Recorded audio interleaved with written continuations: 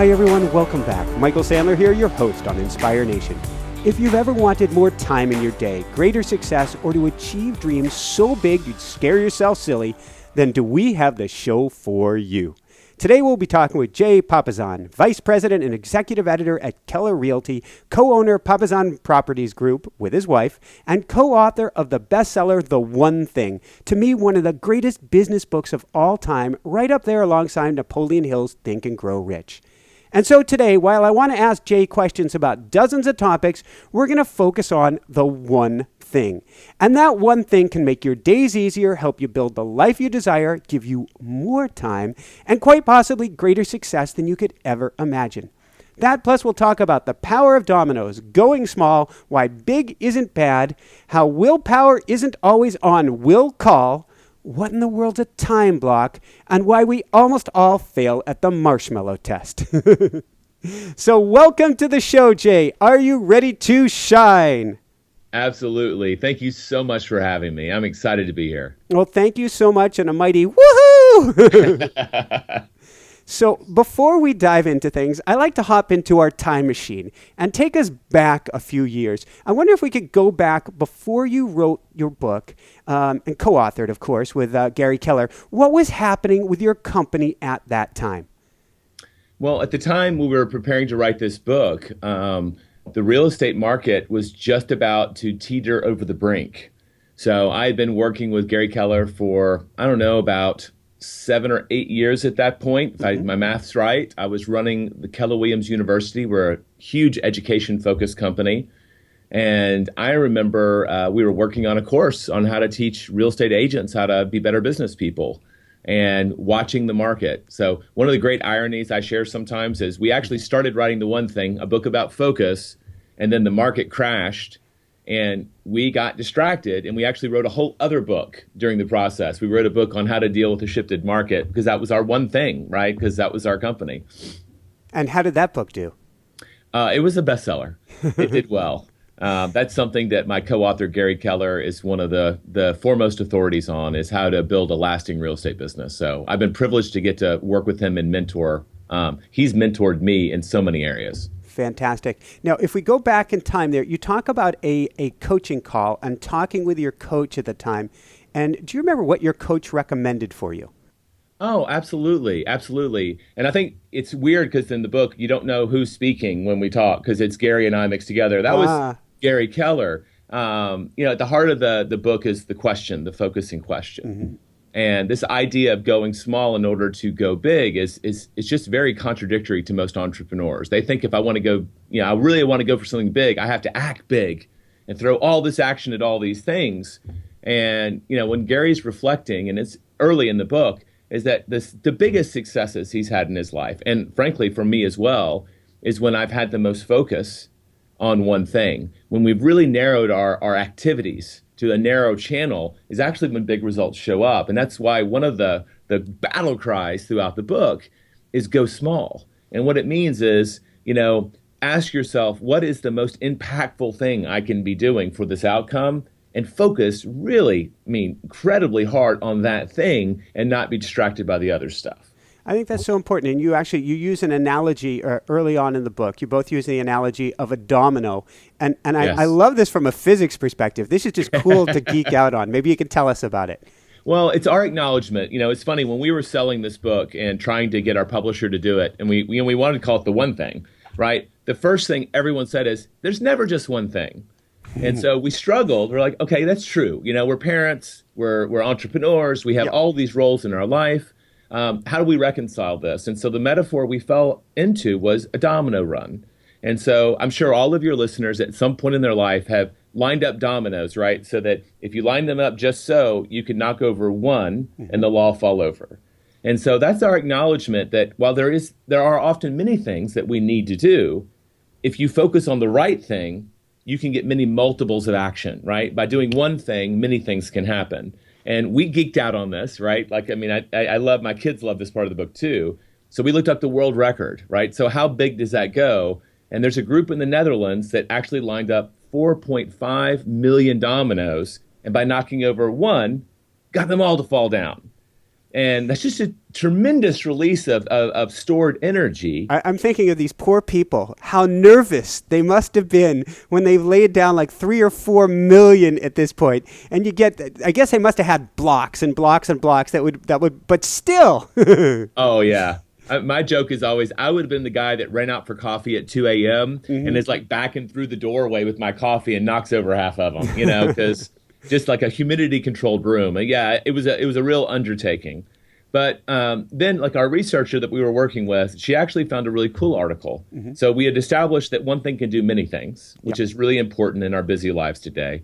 But we wanted to ask, can it do more? And so we found this kind of obscure article in the American Journal of Physics by a guy named Loren Whitehead. And he discovered that a 2-inch domino can knock over a 3-inch domino, and a 3-inch domino can knock over a 4.5-inch domino, and so on. So essentially, through the power of physics, right, a domino can knock over one that's 50% larger. And so we actually graphed that out in the book. If you could build those infinitely, right, by the 18th, that little 2-inch domino growing at that same rate would knock over one as big as the Leaning Tower of Pisa. And then by the 23rd, just a few dominoes more, it would knock over one as tall as the Eiffel Tower. And, I had no conception before we wrote this book of how tall the Eiffel Tower actually is. And I lived in Paris for 3 years. But, you see the little earrings and you see the little statuettes. It's over 1,000 feet tall. It stands taller than the Empire State Building, than any building in Seattle, Boston, or even Austin. It's a huge building, so that's just monumental. If you keep going, by the 31st domino, I have to make sure my numbers are right, it would knock over a domino 3,000 feet taller than Everest. And before you even went through 2 boxes of dominoes, by the 57th, if you could build it, it would knock over a domino that reached from the Earth to the moon. That's a very powerful set of dominoes.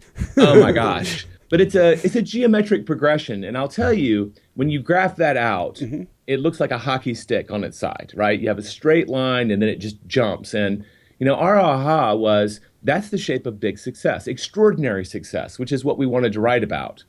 It appears that not much is happening until so much is happening, you can barely get your mind around it. It's fascinating. We were looking at the numbers last night, my wife and myself, for our show.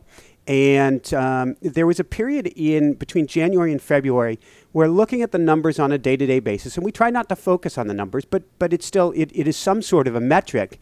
And we felt like we were on a quote-unquote plateau.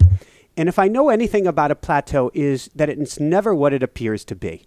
That a plateau is always either consolidation of gains or it's moving forward. You just don't see it at the moment. So last night we looked, February's ended, we're into March, and I did some normalizing of the numbers. And what I found was astonishing, that we had grown threefold in a little over 2 months. Wow. And yet we're going, why are we on this plateau? Why are we on this plateau? Do we need to do something different? No. Stick with the one thing. Yeah, and that's one of those times, sometimes you see that plateau, and the way Gary describes it, if you're doing the right thing, you're actually creating the foundation for future explosive growth. You're laying down those bricks, and then something huge happens, but if you didn't do that, it wouldn't support the huge growth that would be coming down the pipeline. It does take a little bit of measure of a faith, right, some days to say, I'm doing the right thing, the results are coming. Yeah, it really does. And that takes, in part, we would say a spiritual component, believing that you're on track, that you're on purpose. And then it also does doing a lot of the things in your book to get to know thyself and know what you're doing and really take it down to its essence. Right. Maybe we can do a little bit of that here and start with, you mentioned 6 lies in the book.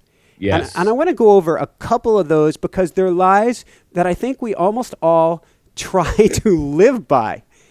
And the first is that everything matters equally. We can't, everything is important. Yeah, and to be fair, I don't think people argue that, like articulate it quite that way. They just behave that way. And so if you look at people's calendars and they're so chock-a-block with, taking kids to soccer practice and their own work obligations and yoga classes and all those things, they don't even know when they're going to eat, much less go to the bathroom, right?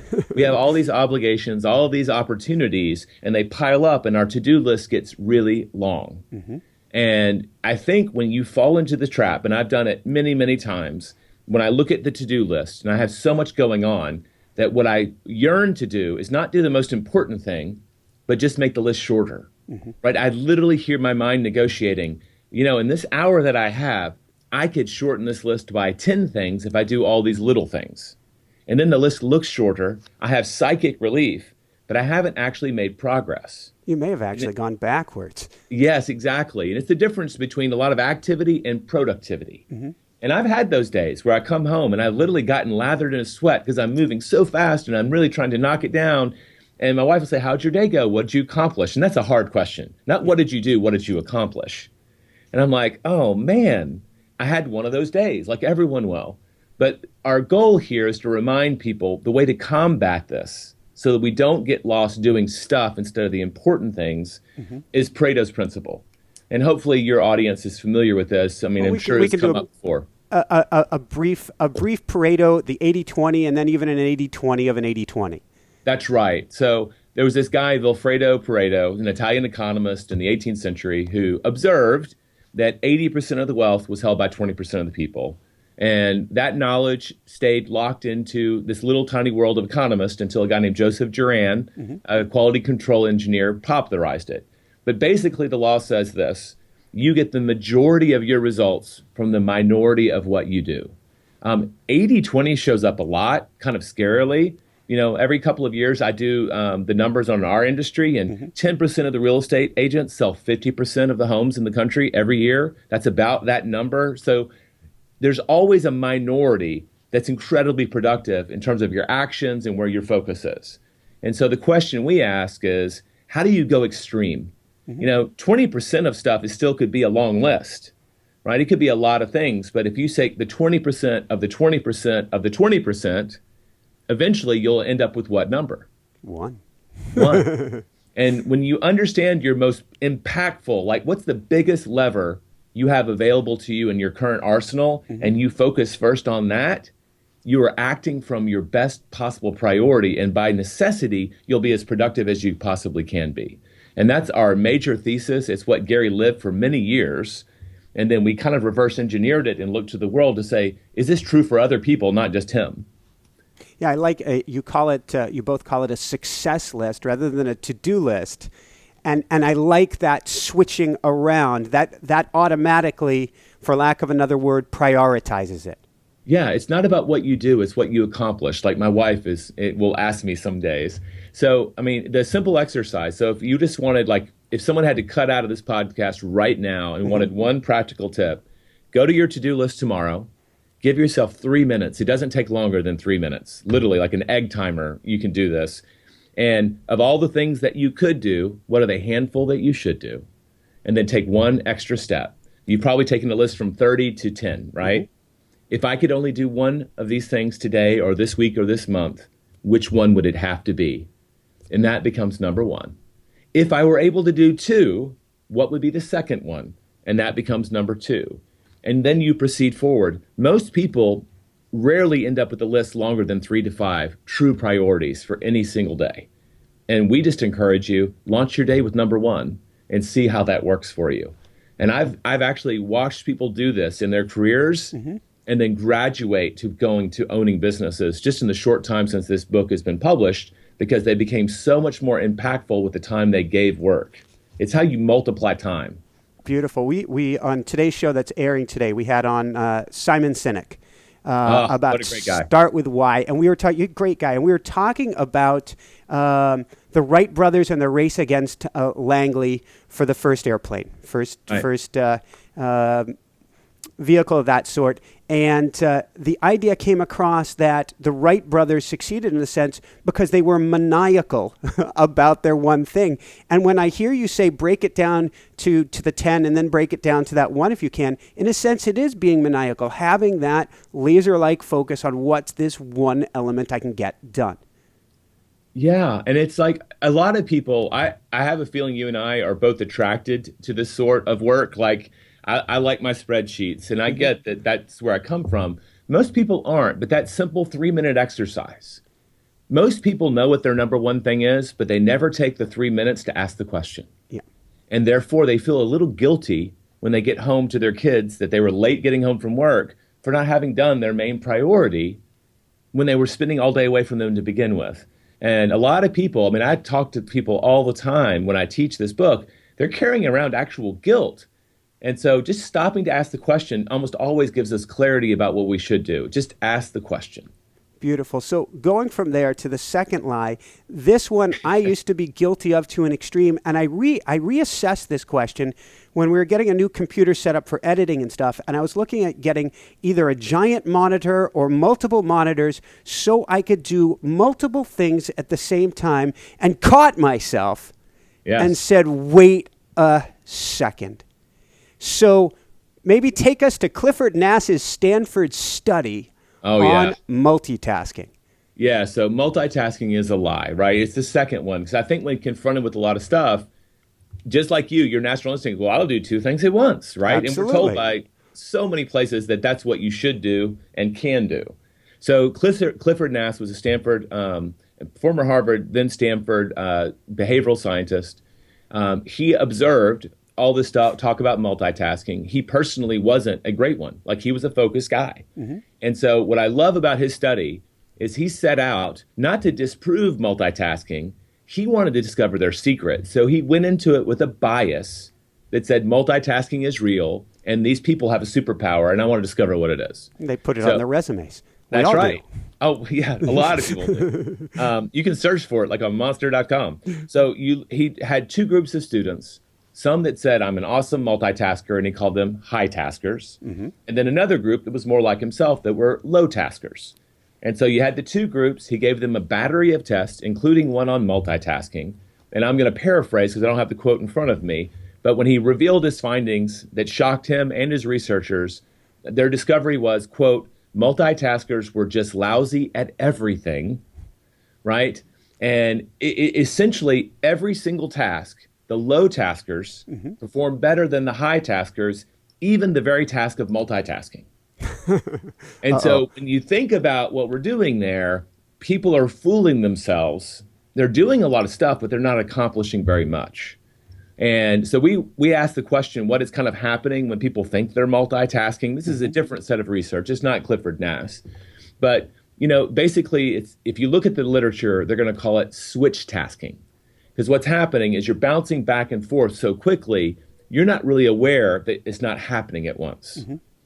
But truthfully, you only can give your focus to one thing at a time. And so the first cost of multitasking, and it might be the biggest, is that when you're doing your primary work, the example I like to give, because most people have had to write an important email, right? Yep. So you're 3 paragraphs into a very important, serious email, and then you're interrupted. Ding. Right? Yeah. Squirrel. Right. You distract yourself or someone distracts you. The decision to switch is instantaneous. I think we're hardwired. If we weren't hardwired that way, we'd have never made it out of, the Ice Age because we couldn't see the tiger stalking us in the grass. We're wired for distraction. But then you switch to the new rules of the new game. And so if those are really different and complex, that switching time can last a long time. So I'll ask you, Michael, have you ever been so focused on something, maybe the TV, maybe a book, someone walks into the room, starts talking to you, you know that words are aimed at your head, but you're not comprehending any of it, and you'll say something like, you'll shake your head, I'm sorry, what were you saying? Because you had to divert your attention. It drives my wife, Jessica, crazy because my transition time, I'm the low tasker now, and I will dive in and dive deep, and it's a locomotive on the railroad tracks, and it takes a ka-dunk. Great metaphor. Well, that switching time to the new rules of the game, researchers estimate on average that people who work around telephones and email, about 28% of the average workday is lost to that. And we're largely unaware of it. And so, I usually ask myself, if I can just be focused on my one thing, how much more valuable is my time if I could get a quarter of it back, more than a quarter? And there's a lot more research out there. We can talk about the intellectual cost and IQs, all kinds of stuff, but multitasking has a cost. And even though we won't allow surgeons to do it and we won't allow pilots to do it because lives are at stake, the reality is when you're doing your most important work, your number one thing, you're putting your life at stake, your career at stake when you multitask because you're going to be less efficient. It's going to take you more time. I think maybe we'll even jump ahead. I want to jump into willpower here, but before we do that, because I'm not sure how much we'll get to cover today, let's go over time blocking briefly, because this can really help. This kind of is taking this multitasking to a low task and blowing it out. What is time blocking, and how does that serve us? Absolutely. Time blocking is essentially setting appointments with yourself. When you look at successful people, like when I interviewed with Gary Keller, I had no idea. He asked me for my calendar as one of the first steps in the interview. Wow. And this is back in 2000. And I had like a little checkbook sized week at a glance that I would keep in my back pocket. This is before smartphones were really out there, right? And luckily I'm an introvert. So all I had was my to-do list in there, basically. And when you hear his definition of success, you'll be like, oh, that's why he thought Jay was going to be the right guy. I just didn't set appointments with other people because I was shy. But I set appointments with myself. But that's what successful people do. They look at their Pareto principle. They figure out their one thing, and then they make appointments with themselves to do it. And what I love about time blocking is we already do it, right? We all use calendars. We know how to put a birthday party or an event on there, and we know how to show up on time to do what we said we were going to do. But we just have to now do one new thing, identify our one thing, and regularly block time, preferably in the mornings, and that's the willpower argument if we want to go there, so that we're doing our most important work to launch our days. There's a study that didn't make it into the book because we discovered it after the book was published, but it was in the British Journal of Psychology. And I love this because it really shows you, because it sounds too simple to be actually true, but they asked a group of people to exercise for 20 minutes a day. And they had the control group, right? So they just were told to do it. They had a motivation group, and they were told all the benefits of exercising for 20 minutes a day. And then they had the group they called the intention group. And here's what they had to do. They had to write down for every day in the study, on this day, at this time, at this place, I'll exercise for 20 minutes a day. So the day, the time, the place, and the activity sounds a lot like a calendar invite to me, right? And so when you look at the results, the control group and the motivation group were roughly 35% successful. But the group that had to take that extra step to block the time to do it, 91% of them did it every day. I love that. I was like, we got to go back to print and add that study. But it was huge for me because it was very scientifically validating. And I see it with my staff. If I say, we've got this new thing, and somebody says, oh, I'll do it. If I'm aware of what's on their plate already, sometimes I'll ask, great, do you know when you'll do it? And so we all know why our one thing is our one thing, hopefully. If we can put our when with our why, we really can become unstoppable. We have to navigate in our mind when we're actually going to do these things. So let's go then. Let's go back, because the motivation group didn't do any better than the control group. So let's talk then about willpower, why it isn't always on will call, and the diabolical marshmallow study. Oh gosh, yes. All right. So the lie that we skip between here is that functionally we believe that you want to form a habit. If you know what your one thing is for your career or whatever, do it every day so that eventually it becomes habitual.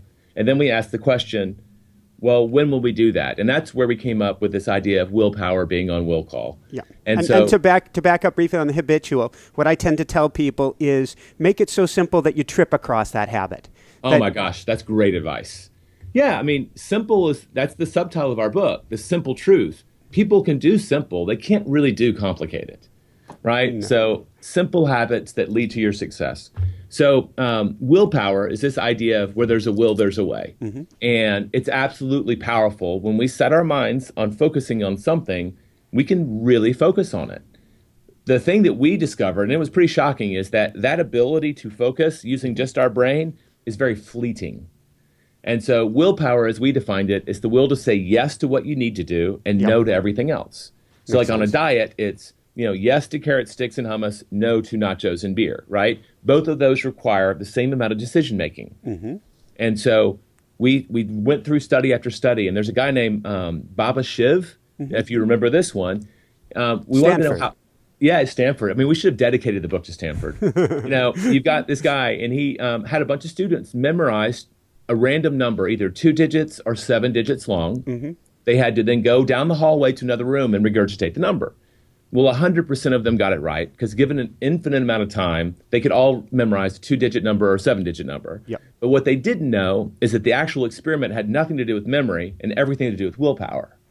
In the hallway between the two rooms, there was a sign that said, "Thank you so much for participating in our study. Please choose your free snack." And they had chocolate cake or fruit. And the thing that was really shocking is that if you memorized a 7-digit number and not a 2-digit number, you were 50% more likely to choose chocolate cake. So that you're rewarding yourself. I know, but it's such a tiny load, right, on your brain can undo our diet. And I just had massive ahas about this. I was like, wow, this is why we order pizza on a Friday night, because we're exhausted. All of our willpower is spent through the week, and we kind of fall to whatever our default mode is.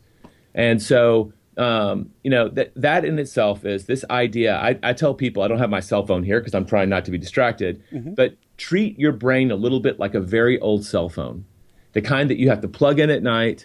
You have a plug-in in your car, you have a plug-in at work because the battery is always going down. Yep. And that's really how it works. As we make choices every day, our willpower is depleted. And when we're out, we're going to fall into our default decision-making. And for most people, if faced with work or Facebook, what are they going to choose if they have no willpower, right? They're going to goof off a little bit. So statistically, we can go through that study of the judges if we want, but there's a lot of evidence that suggests we tend to have the most willpower early in the day, and that it is nutrition related. So you need to fuel up. You need to fuel your mind literally with food. I guess I'll give the 10-second version of the Israeli parole board there, which is in the morning when they're well fueled, you stood a good chance of getting paroled. When they're out of fuel or at the end of the day, you stand a 0% chance. Yeah. Our kind of joking aside was justice is not blind, it's hungry, right? So, literally the glucose level in your bloodstream drops. That's why food fuel plays a portion of it. And if you looked at my office, I'll just demonstrate because I tell people this. I've got a bowl right here. Yep. High nutrition power bars, right? And that's what I know is that instead of coffee, if I'm running low on the main juice that drives my career, I'm going to have some protein or complex carbohydrate, something that will refuel my brain so that I can stay focused on what I need to do. But in general, I'm going to do my most important work before noon. I'm going to do it early in the day. There's a term I use, which that falls right in with, which is energy management. I say you have only so much energy, so much chi throughout the day, and how do you want to spend it? For instance, if you're going to work, I do a workout after my first morning block. I'll do a workout. And depending on how big that day is, I will tailor the workout because I know, well, I'd love to go for a good hard run. That's great.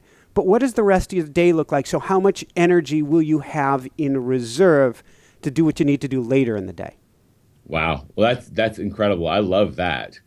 I just knew that for me, when we managed it, I know that energy is incredibly vital. If I want to be successful, I need it. So we just engineered it so that we worked out in the mornings. My wife and I, in the beginning, would get up at 4:40 and have a trainer show up at our house at 5 a.m. because we had small kids. Yep. We wanted to do it together.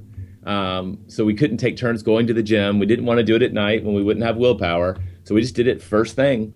And there's a tremendous accountability in that. But I've never considered, maybe I need to talk to my trainer on the days that I'm going to do public speaking and say, maybe we need to do a light workout on those days so that I'm not actually, my legs aren't shaking when I'm walking on stage from doing 100 squats. Oh, I highly recommend it because if you take and you step back after that 100 squats and you get into a quiet place and you say, how do I feel? And you go, the legs are a little bit achy. And then you go, how do I feel? Chances are that you're going to go, actually, there's a little bit of fear in my body, which could affect, I may be going a little bit into the fight or flight response because as a human animal, as an animal, if our legs are weakly, it means we can't run from danger as quickly. And so we want to go hide in the cave until it's safe to be able to run again. And so your body and mind are in conflict. Your body wants to go rest and recover. And you're saying, I want to put you out in front of the wolves.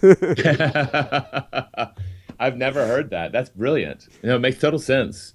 A lot of our programming is pretty ancient, So we get the reptilian brain going. So before we jump ahead, I mentioned the Marshmallow study. It's so twisted. I think we need to go there for a brief second because I want people to understand. This goes back since the day we were born and before, that no matter how much you try, it ain't about willpower. That's right. I mean, we actually gave this to our kids, but the study, and I'm trying to think of the French guy's name. It's like Pascal, and it's not coming to my head right now. Mine either. But it's like around 71. At the university where he worked, they had a preschool with kids. Mm-hmm. And so they got a bunch of 5 and 6-year-olds, and they were doing an experiment on this willpower. And basically, and anybody who's listening to this should go look for Marshmallow test video because it's hilarious. Because they videotaped a lot of the kids. But the test was, they'll sit down a kid in front of a cookie, I think a pretzel or a marshmallow. Yep. The marshmallow became the iconic one. And said, if you don't eat this for 5 minutes, you get a second one. And so they would sit them down directly in front of their temptation, and you'd watch these kids. It's like torture, right? You know, they're like rubbing their eyes, trying not to look at it. They're sniffing it. And then so his daughter, right, is growing up, and now she's maybe in middle school or something like that. And all these kids that she went to school with are still in her class. Mm-hmm. And as he is asking, his name is Michelle something, as he is asking her, like, how is so-and-so doing, he notices, wow, the ones who failed the marshmallow test, right, mm-hmm. did not seem to be faring as well as those who did. And so the evidence points to people who could marshal their willpower, right, to sublimate their near-term desires for something larger appear to have a little bit of advantage in this life. Now, I gave this test to my daughter and my son. Yeah. And before a minute expired, my daughter not only ate her marshmallow and her second marshmallow, but both of my sons. This is ingenious, though. Yes. But there is like a subset of kids who did that, who clearly figured it out later in life, and they were definitely there. Mm-hmm. So just because you eat both marshmallows doesn't mean you're doomed. We really struggled with that study. I loved it, but I didn't want people to think that they were preordained not to have willpower. But it is something we have to learn, I think, to marshal. So going from there, then let's take the results of your daughter in this test, which goes right into. I think we're going to skip past a couple of lives. We're skipping past balanced life. We might double back, but big is not bad. And your daughter, it was go big or go home when she did that test. That's right. What's funny is that was the 6th and final lie in the book, and our publisher really questioned whether it belonged. Because This book is in the business achievement section. Mm-hmm. Do those people really need this lie? And Gary was adamant, and I was adamant, yes. Because if you conquer the other lies, you start time blocking, and you really start to find success. Remember that domino run? Mm-hmm. There's a point at which those dominoes start getting big in your life that almost everybody starts to get fearful and shut down. Yeah. They look up and go, wow, maybe I just want a small, comfortable business or a small, comfortable whatever that is. Mm-hmm. And this idea that big carries with it bad things is very prevalent in our world.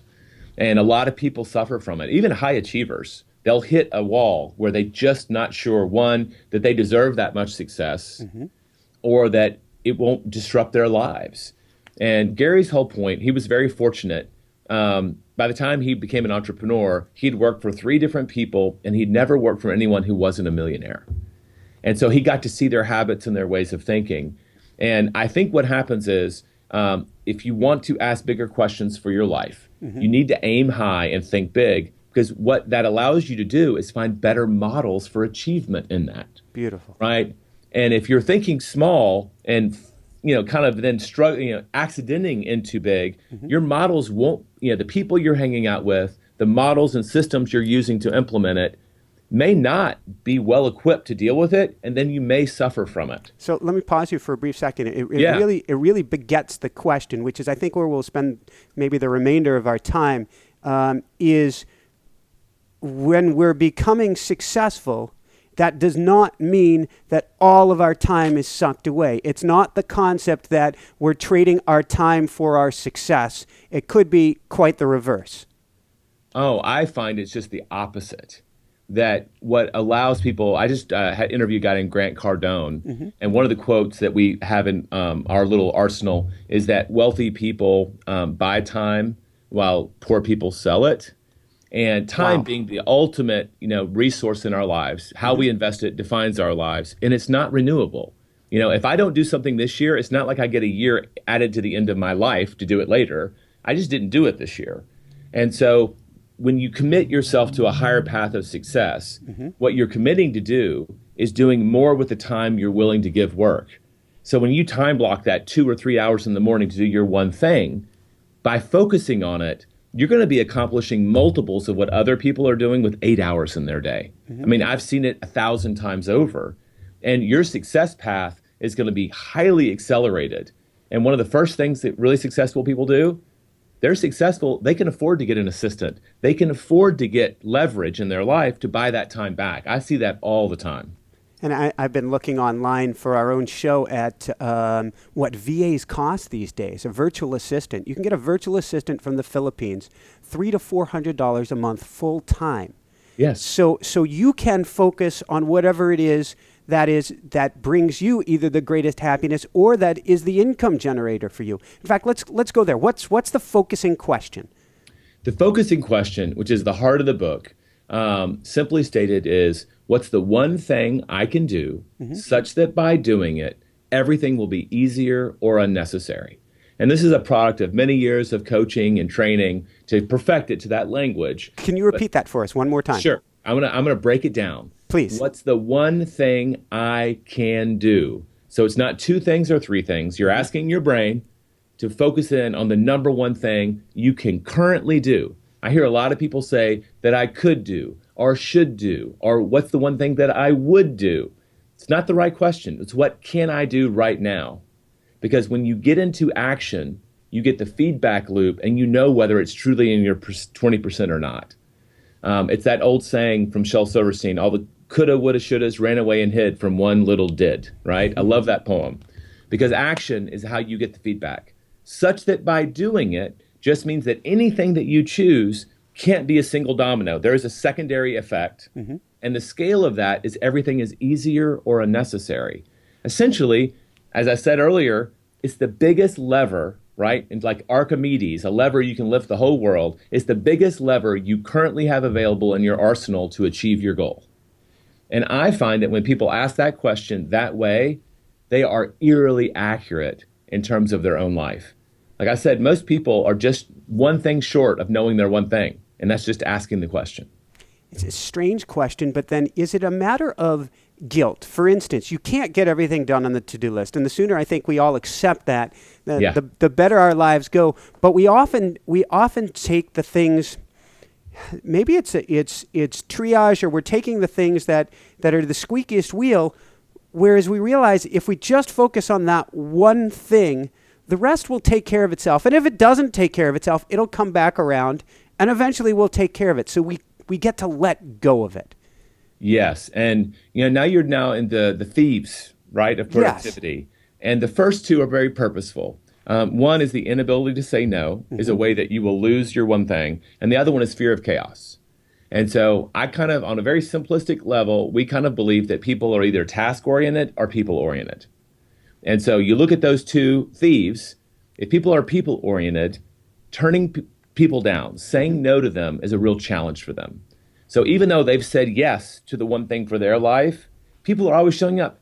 Hey, Michael, would you like to go and work out with me in the mornings? We'll do long runs together and train for a marathon or whatever that is. And you have this thing like, oh, I really want to say yes. This is a friend.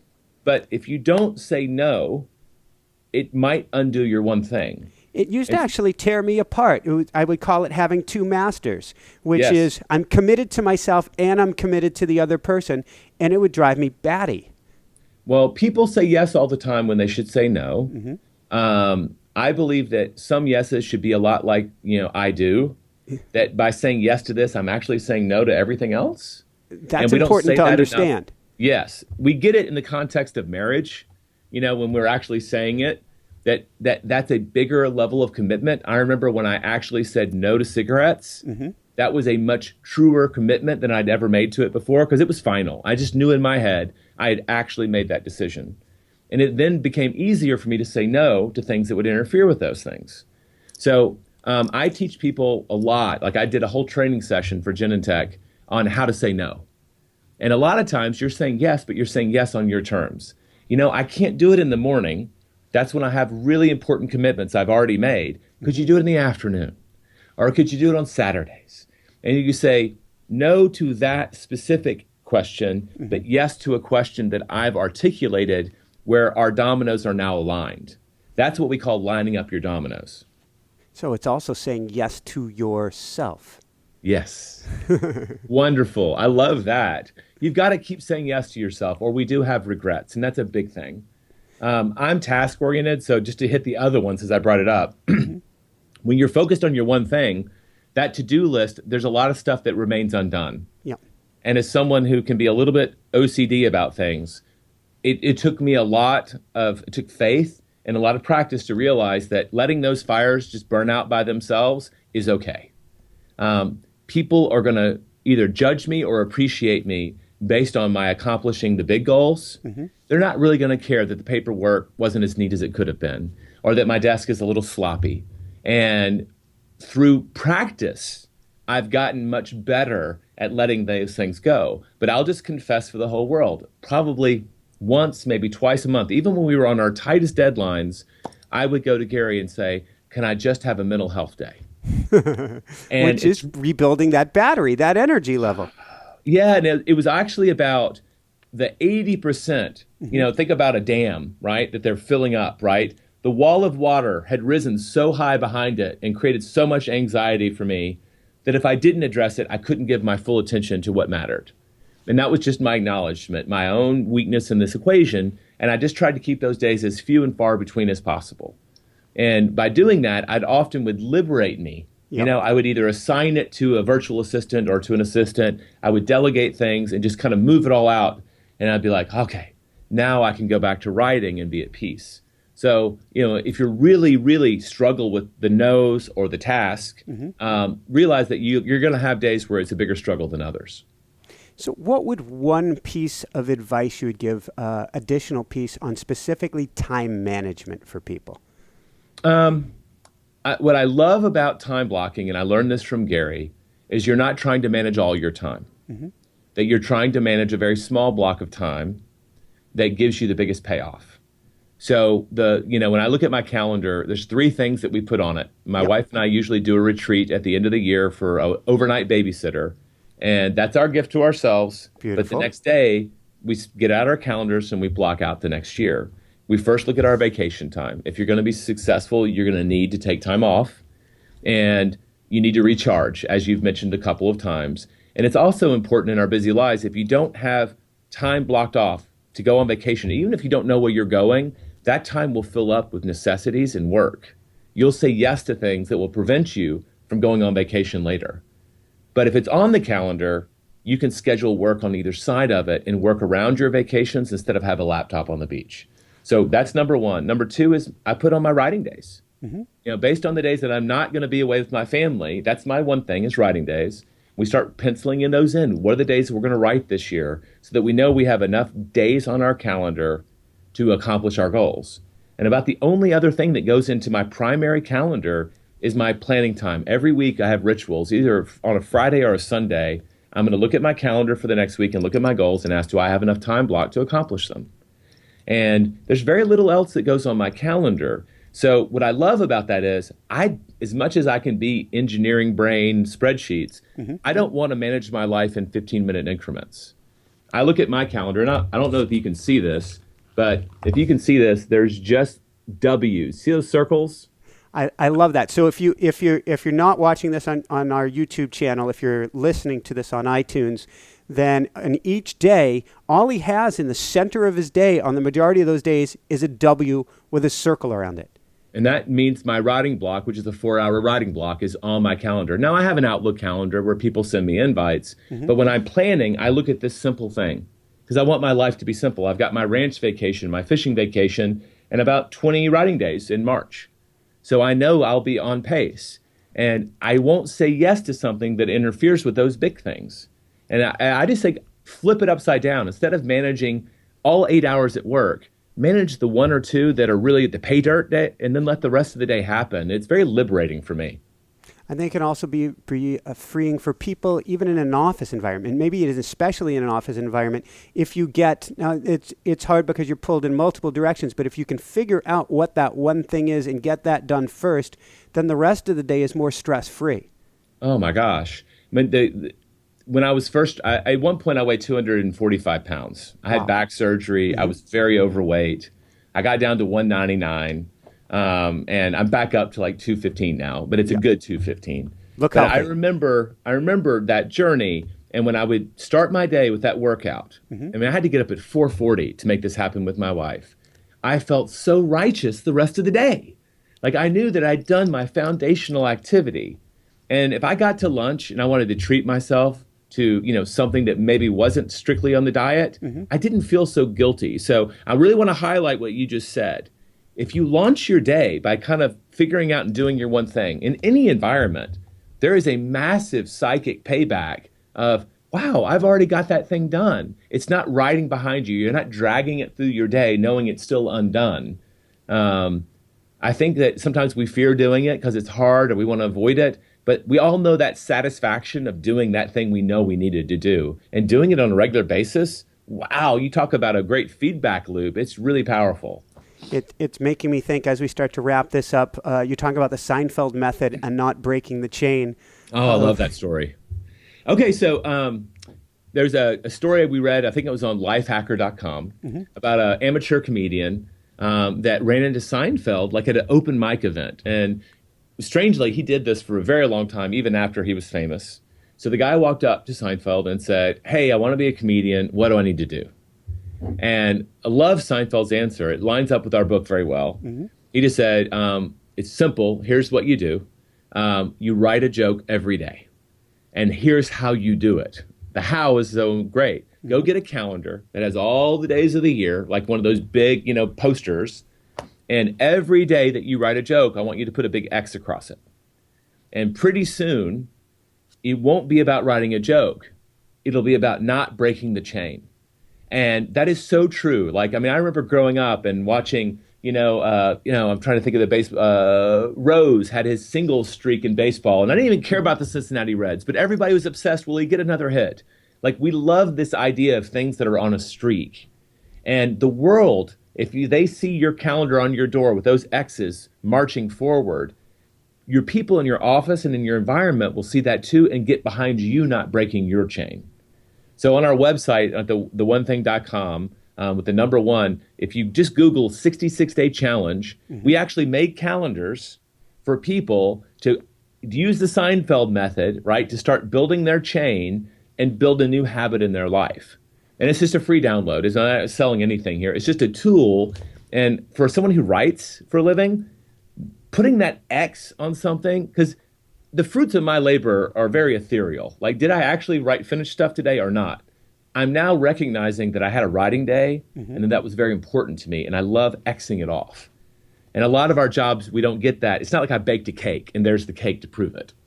It just feels so, woohoo, so good, so liberating, so freeing if you got that one thing done today. Yes. And you get to celebrate it. It ritualizes it. And I think that gives you momentum and power too. I advocate, if you're willing to do that, that you put it on your office door or on your cubicle wall so people ask you, what is that?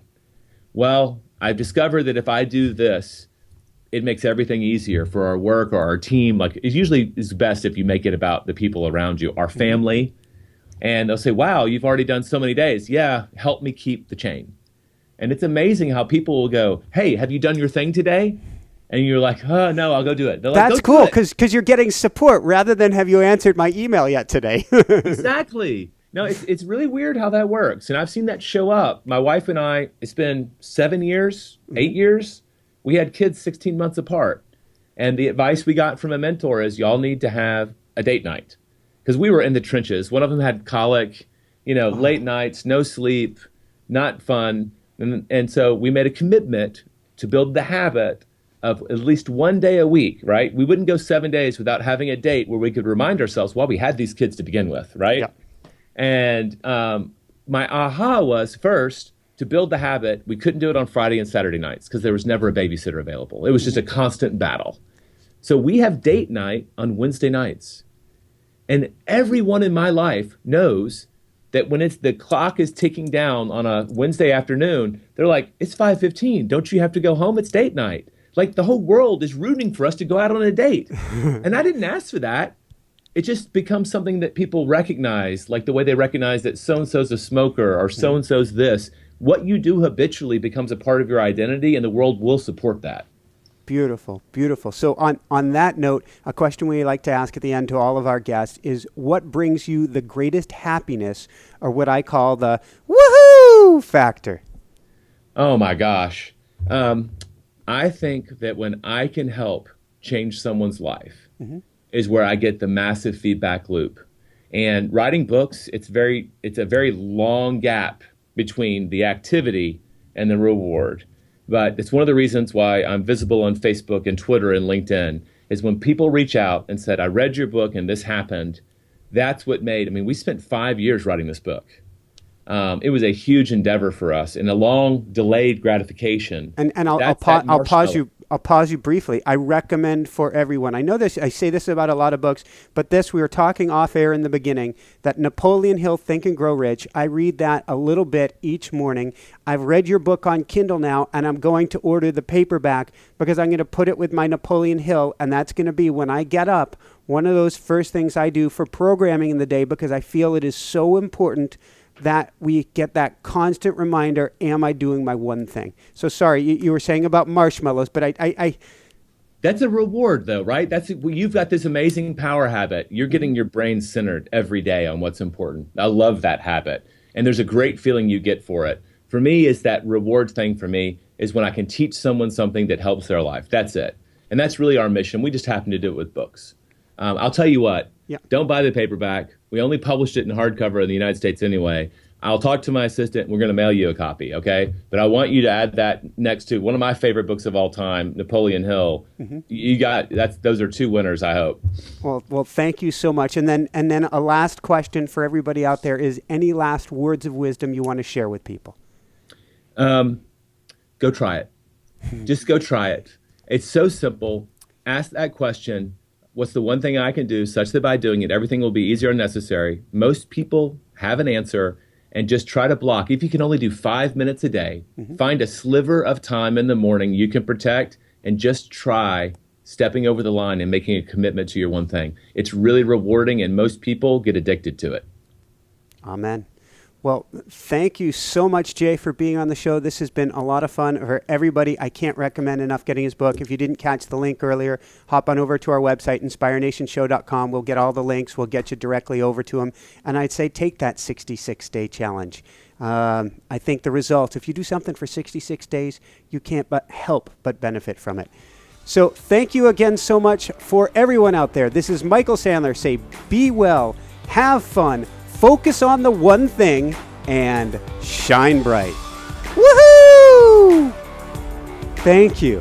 That was great, man. You bring so much energy to this. I love it. It's hard not to smile the whole time. Everyone, thanks so much for watching. If you enjoyed it, be sure to like below. Also, leave your comments. Have some real fun with it. Subscribe to our channel where you're going to get more great videos, more interviews coming up.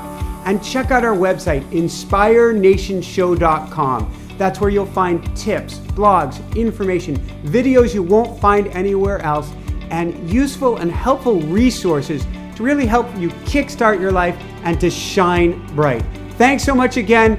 Thank you for your support. Like, comment, subscribe. See the website. Thanks so much and have fun. Of course, shine bright. Woohoo!